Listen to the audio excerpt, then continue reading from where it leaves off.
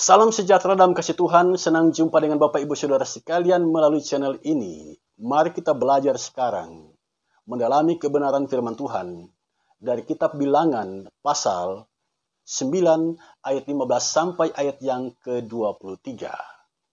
Untuk mendalami bagian Alkitab ini, dalam buku MTPJ Gemim tanggal 7 Agustus sampai tanggal 13 Agustus, kita dituntun oleh 3 pertanyaan yang harus kita jawab. Tidak usah berlama-lama, mari kita langsung masuk pada pertanyaan itu dan dengarkan jawabannya.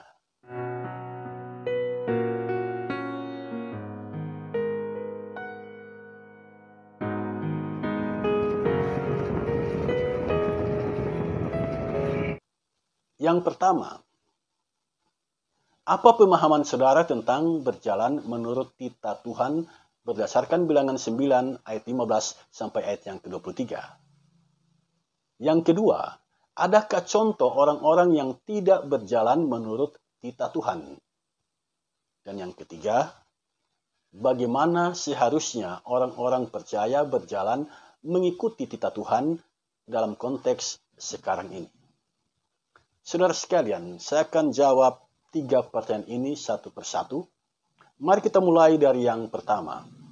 Apa pemahaman saudara tentang berjalan menurut titah Tuhan berdasarkan Bilangan 9 ayat 15 sampai ayat yang ke-23.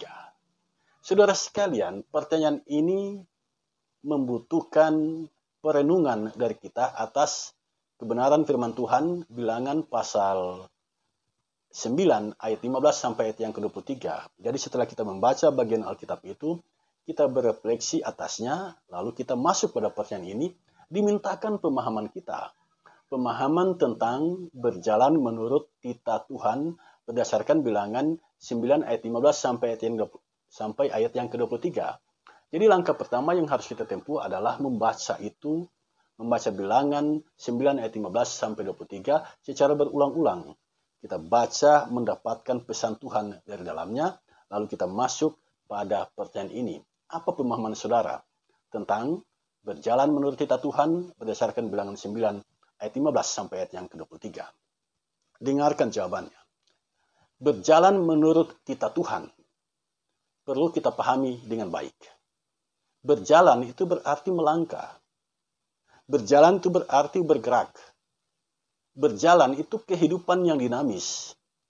Orang yang berjalan adalah orang yang beralih dari tempat dia berdiri, beralih dari tempat di mana dia berada.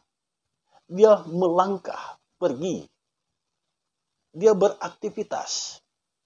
Dinamis hidupnya. Itu berjalan, pengertian berjalan.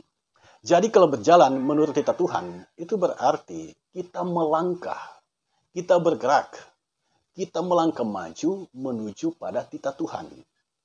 Jadi orientasi hidup kita adalah titah Tuhan. Kita tidak diam, kita tidak statis. Hidup kita dinamis. Nah, apa itu titah Tuhan? Titah Tuhan harus kita pahami sebagai perintah Tuhan yang harus dipatuhi. Saya gunakan analogi tanda lalu lintas.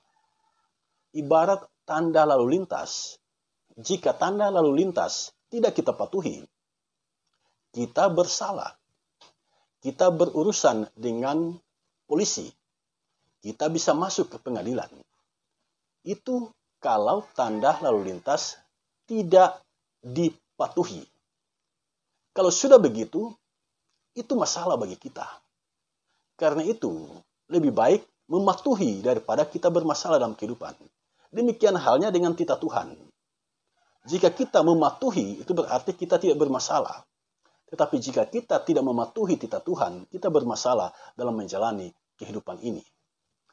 Tidak mematuhi tanda lalu lintas juga bisa membuat kita celaka.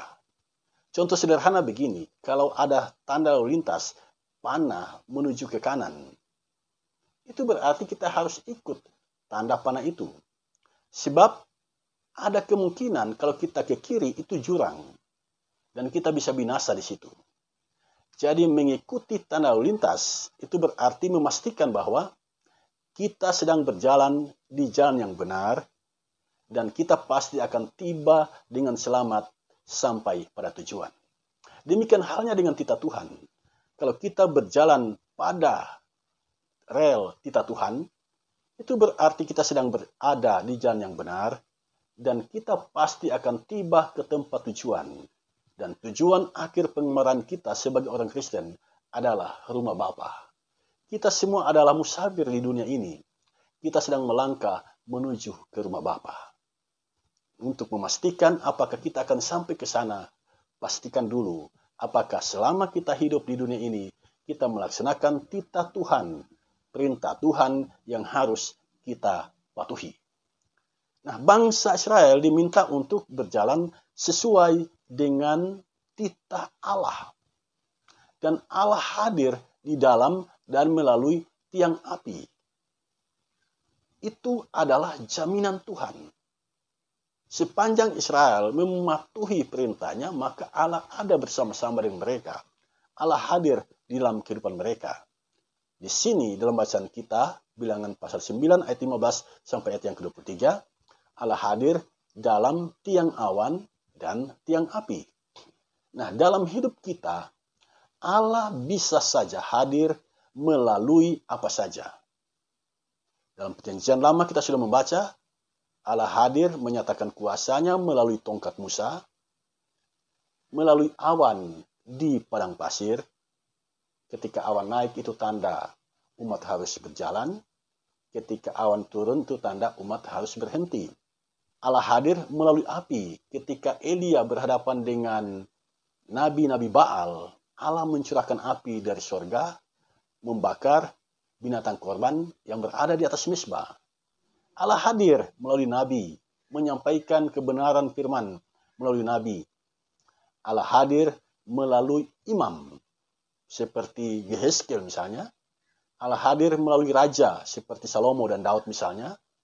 Allah hadir melalui raja bangsa kafir, seperti Kores, memulangkan bangsa Israel dari tanah Babel.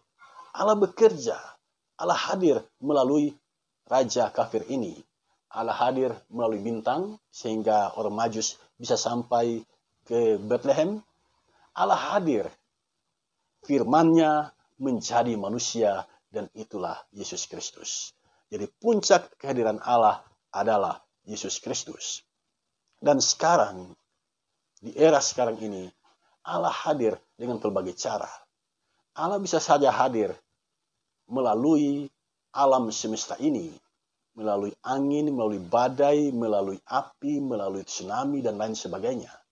Tetapi cara Allah bekerja yang paling spesial, yang paling spesifik di sini, yang paling unik menurut saya adalah melalui Roh Kudus.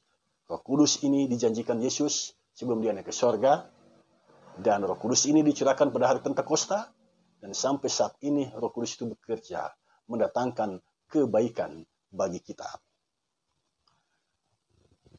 Yang kedua, adakah contoh orang-orang yang tidak berjalan menurut titah Tuhan? Banyak contohnya, banyak. Coba kita baca Alkitab. Ada banyak contoh orang yang tidak berjalan menurut titah Tuhan. Kita mulai dari kisah di Taman Eden. Adam dan Hawa dilarang untuk makan buah pengetahuan yang baik dan yang jahat. Apa yang mereka lakukan? Mereka mengikuti bujuk rayu ular. Mereka pada akhirnya memakan buah itu, dan mereka dihukum oleh Tuhan. Kain, dia tega membunuh adiknya. Bangsa Israel menyembah anak lembu emas, padahal Musa ada bersama-sama dengan mereka. Musa hanya terpisah beberapa meter dari mereka. Musa ada di Gunung Sinai, dan ketika Musa ada di sana, belum juga turun dari Gunung Sinai, di kaki Gunung Sinai, umat Allah menyembah anak lembu emas. Salomo pada awal-awalnya adalah raja yang berhikmat, tapi di akhir hidupnya dia menyembah berhala. Yunus memilih ke Tarsis daripada menjalankan titah Tuhan, harus ke Niniwe. Murid Yesus Yudas berkhianat. Ananias dan Safira menipu jemaat. Dan masih banyak lagi contoh orang-orang yang tidak berjalan menurut titah Tuhan. Bagaimana kita bisa mengambil contoh orang-orang yang ada di sekitar kita? Banyak. 10 hukum saja kita ambil patokan. Kita baca 10 hukum itu. Lalu kita lihat realitas kehidupan. kita akan menemukan ada banyak hal dalam kehidupan ini yang sesungguhnya tidak sesuai dengan titah Tuhan. Pertanyaan yang ketiga sekarang, bagaimana seharusnya orang-orang percaya berjalan mengikuti titah Tuhan dalam konteks sekarang ini? Bagaimana saudara? Ini adalah pertanyaan yang menarik, mendorong kita untuk merenung sejenak bagaimana idealnya berjalan menurut titah Tuhan. Saya menyampaikan beberapa hal di sini. Yang pertama, kita harus pahami dulu titah Tuhan itu. Apa itu titah? Titah itu kan perintah yang harus dipatuhi. Jadi yang pokok di sini adalah komitmen diri kita. Mau tidak melaksanakan titah Tuhan? Mau tidak hidup dalam firman Tuhan? Mau tidak sepanjang perjalanan kehidupan kita, kita mentaati titah Tuhan? Mau tidak? Jadi itu dulu yang harus ada pada kita.